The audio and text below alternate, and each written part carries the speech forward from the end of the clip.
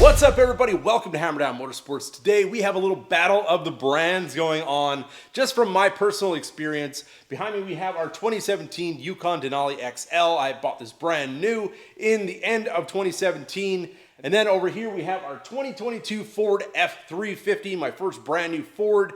And so far we're pretty much on a year of ownership on this truck already. I can't believe it's been that much already. And then behind the door over there, we do have our 2019 Ram Rebel. So we have GM, we have Ford, and we have Ram. So we've got a little bit of a collection of experiences, a little bit of warranty concerns, a little bit of just kind of touching on each one and which one I would get rid of, maybe a brand I wouldn't necessarily be drawn back to, and a brand that I maybe am more drawn to now after owning one. All right, so starting with the Yukon, we have our 6.2 liter. We do have the 8-speed. This is the last year of the 8-speed 2017. And there's a reason why they changed it to the 10-speed, because that is my first issue I had with this, and that was the transmission was just a little clunky, and we did have some shuddering issues. There's a recall for it, and we ended up taking it in for warranty. They flushed out the fluid, and it's been pretty good ever since. It's as good as the 8-speed gets. I mean, it is still a little bit clunky sometimes in between gears, but it does hold strong and everything. The shuddering issue is gone. They did fix it under warranty, but it was something that we had to go back for. So that was kind of one of my issues with this Yukon. My second issue, if you guys remember when I first bought this, I did make a video on this, is these taillights. And as time went on, I mean, it really didn't develop into a big issue, but there was moisture in these taillights, and GM's fix for it is that's normal and it'll dry. So wasn't really all that impressed when the MSRP on this is like $80,000. Another thing is just kind of the fit and finish of this vehicle. It's not terrible, but just like the carpet seams are pretty gaping, and we got another one over here. And if you lift up the seats, you can see all where the carpet's cut out around. It's really just kind of quick and easy the way that they installed a lot of this stuff. Also, another thing, something that really kind of annoys me, and I'm a very big rattle and noise type person, and if that is an issue for you, the Yukon Denali might not be a good choice for you. There is some aluminum here, and there's a lot of creaks and rattles when you're going down the road. And when I worked at GM, I did a lot of warranty work for rattles on the like late 90s Chevy trucks, and I think those rattled less than this, and this is 2017. Also, when you're driving down the road, it's not going to do it now, but sometimes in the certain temperatures, the steering wheel will creak. It'll be like when you're going down the road, and it's super annoying. Also, the HVAC, I did make a video on that as well. Seems to be a common issue with these, and like common with GM, there is absolutely no fix for it. You drive down the road and you hear a little, it's like a reverberation through the evaporator, or something's going through that system, and there's really just nothing they can do about it. I drove a 2018, totally quiet, didn't have any issues. This one does it, and I took it in for warranty 2 or 3 times, and they basically just told me I'm gonna have to live with it. So that's just kind of my warranty issues that I did have with this vehicle. I mean, GM covered everything that they could fix, but there was a lot of things they just couldn't fix. There was a wind whistle also on the D-pillar, and they put some foam in there so it just wouldn't whistle down the highway. And yeah, it's just kind of like the really things you would not want to have happen with a vehicle that costs as much as this one. I really just kind of wanted a turnkey, comfortable, quiet Cadillac-like. I mean, I've never owned a Cadillac. Maybe they're the same as this, but I assumed that this would be a lot more less rattle trap than it is, and I was hoping that GM would actually do something about the warranty issues instead of just saying that's just the way it is. But it's not all bad. I do enjoy driving this vehicle. It's just those little types of things that kind of drive you crazy, but the power is good. It drives really nice and smooth down the road. The magnetic ride is awesome. You can put lots of people in there. You can haul lots of groceries. It is a really nice vehicle to have around, but if I were to upgrade, I probably would get another vehicle this size, but I probably would not go back to a GM product just because of all the issues that we ran into this one. And I've been reading up on the newer ones, and people are having kind of the same issues with those. So with that being said, on each vehicle, I'm going to give a dealer score. I would say between the service department not being the greatest and the sales department being okay, I would say the dealership rating would be about a 5 out of 10 on the GMC. And I would say as far as the vehicle goes, with some of the issues that were unresolved and just design issues, I would probably have to say it's a 5 out of 10 as well. And I would have to say if I went into the dealership and I could go back in time and talk to myself, I would probably say I would not buy one of these again. All right, so now we have our 2019 Ram Rebel. I bought this in October of 2019. It is a Rebel 12 with all of the goodies on it. It's got the panoramic sunroof, all of that. And this thing, I would say all in all has been pretty awesome. I really don't have too much bad to say about it. But if I had to go into a couple of little things that I've noticed over my ownership experience has been on some of the cold starts, you are gonna hear a little bit of valve train noise, and it just seems like that's something that's been plaguing a lot of the manufacturers. And I don't know if it's a lifter manufacturer thing or what, but I'm very religious with my oil changes, making sure that it gets changed early. And still, even the odd time you start it up on a cold start and you hear some clattering under the hood, but it does go away after a little bit of time. But something just I noticed about that. And if you guys remember in some of my earlier videos, we do have a little issue with the AC. When you turn the truck off, you hear a very audible whistling sound as the pressure from one side to the other equalize. And from what I've heard, there is a fix for this, but I've never taken this truck in for it just because of some of the awful experiences I had at the dealership. I really did not want to go back, and it doesn't really affect the operation. So taking a whole day pretty much to come to a dealership and have them tear it apart really isn't something that I'm interested in doing at this point, but it is just something that I noticed. As far as fit and finish goes, I do really like the interior of the Rebel. We have all the nice stitching everywhere, the leather. We do have the nice bolstered seats, and these have held up really well. And honestly, the back seat is huge. The cab, everything has really good room. We got room for the kids, we got room for the dogs, and we're actually going to be going on a trip here with this thing very soon. Very nice to drive down the highway, even with the lift. We got 35-inch tires on it, 6-inch lift from rough country. We do have our Weathertech suspension, which really improved the ride of this a lot. So we kind of have more of like a Raptor type truck now after doing all these upgrades, but there's no rattles in the cab. Everything's nice and quiet. It's very comfortable to drive. But if I had to buy another Ram, would I buy another one? And I would say absolutely. This truck has been awesome. It's a great daily driver. It is so versatile with the Ram boxes. There's so much storage. It's not terrible on fuel or good on fuel, but I think overall quality is pretty good. I've had pretty good luck with this truck, and I mean, honestly, I think I'm going to be hanging on to this thing for a while. I have thrown around the idea of getting a TRX, but just pricing has really just kind of been an issue for me.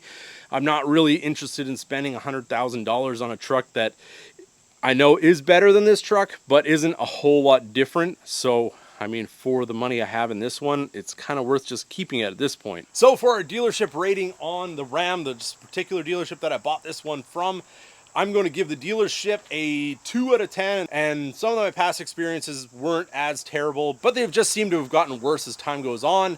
And for the truck itself, I would give this an 8 out of 10. I'm very satisfied with the Ram truck. There is a few issues that maybe they should improve in the newer models, and maybe they even have, but I am very happy with this truck, and it's definitely something I would purchase again. So now, last but not least, we have our 2022 Ford F350. I bought this about a year ago, last September, and I was absolutely impressed with the dealership. Everything went really smoothly there, and just getting the truck out the door was very seamless, very easy. It's probably as easy as it possibly could have been. This truck was very hard to get. I was actually very lucky to get it when I did, and nowadays they're even harder to get. And if you do get them now, they're like $10,000, $15,000 over regular MSRP. I did get this for MSRP, so I got very lucky in the deal that I did get on this truck, and I'm very happy to have it. But that being said, we do have the least mileage on this truck out of the three. I have 4,475 miles on this. Yes, not even 5,000 miles yet. But my impressions for the 1 year so far are still as follows, and I would have to say this is probably one of the nicest and my favorite truck that I've ever owned. So this is my first Ford that I've ever bought new. You can see probably in the background over there my old Fords that I do have just for beating around the yard. But I mean, that kind of enticed me to buy a new Ford because those old trucks pretty much just keep on going. So I can't really blame them. If that F-150 out there died tomorrow, I would not blame it whatsoever. It's been through absolutely every torture test I possibly could put a vehicle through. But that being said, this truck has been awesome. I mean, it's still very low mileage, but We've only had one real issue with it, and that was just the massage seat, which I know you guys were like, oh no, this is the worst thing that could happen. Your massage seat doesn't work. But when you pay for one of these trucks, everything should work. And that happened within a couple of 100 miles. Just one of the hoses popped off. Dealership was very good about it. I did buy this out of state, so I went to my local dealership to get it repaired, and no problem whatsoever. They got me in, got the truck fixed up, and I was out of there by lunchtime, and no problem whatsoever. So the dealership experience has been good. Ford, I've found, is very interactive with their owners. You do have the app on your phone. The salesman set everything up for me, and you just kind of feel like you're more of a family when you own a Ford.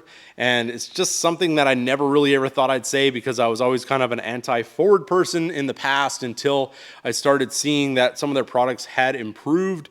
And the 6.7 liter diesel is definitely one of those.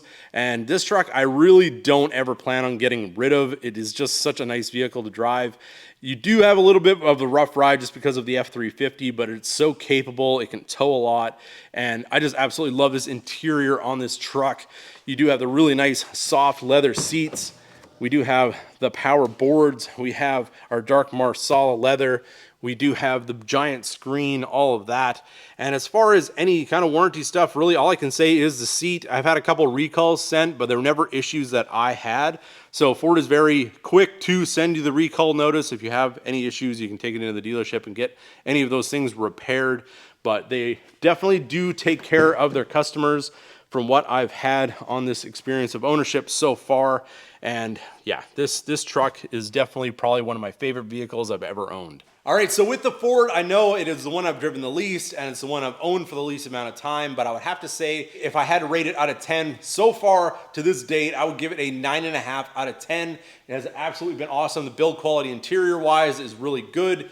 There is a couple of little paint things, but I mean, I think all three of the vehicles share that. If you don't get it paint corrected, there's just, you know, it is a factory paint job. There's just a couple of little minor things, but it's nothing that I've noticed specifically to the Ford. I think they all kind of share their issues. But as far as the dealership goes, I would give this dealership, I would say a 7 out of 10, because now they are overcharging for vehicles, but they didn't at the time when I bought mine, and the experience was pretty good, so I can't really say too much bad about them as far as that goes. Plus, Ford service has been probably the best out of any of the three vehicles that I've owned. And I mean, I gotta say the Dodge dealership that I got the rear window replaced at was very good. Night and day difference between the dealership that I first went to. So I don't want to say that all Ram dealerships are bad as far as customer care, but I have heard some of the people in the comments saying that they had some of the same issues that I did.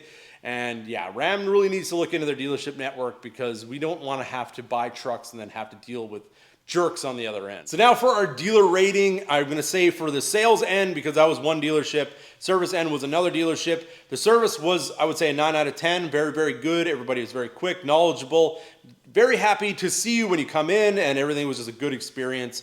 I would say as far as the sales goes, probably about a 7 out of 10. I mean, maybe even better. I could probably push them up to an 8 out of 10. I mean, everything was exactly how they said it, and things went really, really well. So I can't really say anything bad about the dealership as far as that goes. And as far as the truck goes, build quality is good. No rattles, really nice interior, nice power. Everything is really what I want it to be. So I'm going to give this truck a 9 out of 10 as it stands today. So I have to hand it to Ford, and I never thought I would see this, but the Ford has been the best experience so far, and I've owned vehicles from other manufacturers, not just the big three, and some of them are not exactly the best either. So I would say out of all the vehicles I've owned, the Ford has probably treated me the best. And also the Jeep. The Jeep was really good too. If you guys didn't know, we do have a 22 Jeep Rubicon, and I had a very good experience with that. And owning a Jeep has actually been probably one of my better experiences as well. But we're just kind of sticking with kind of the truck, and we threw one SUV in here because actually I did have a GMC 2500 at one time, and I had an older 1500, but I've owned all three trucks, and I just kind of wanted to give my experience of ownership and just kind of dealer experience. And it really depends on the area, but I have experience in Canada, I've experience here.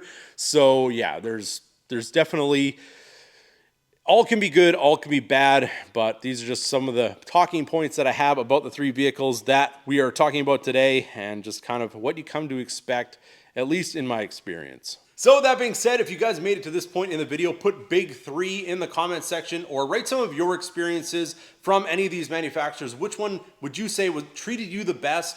Vehicle-wise, dealership-wise, service-wise, all that kind of stuff. I definitely want to hear your comments and be able to interact with you guys there in the comments section. But with that being said, I hope you guys enjoyed this video. If you did, don't forget to give it a big thumbs up. If you're new to the channel, hit that subscribe button. And as always, keep that hammer down.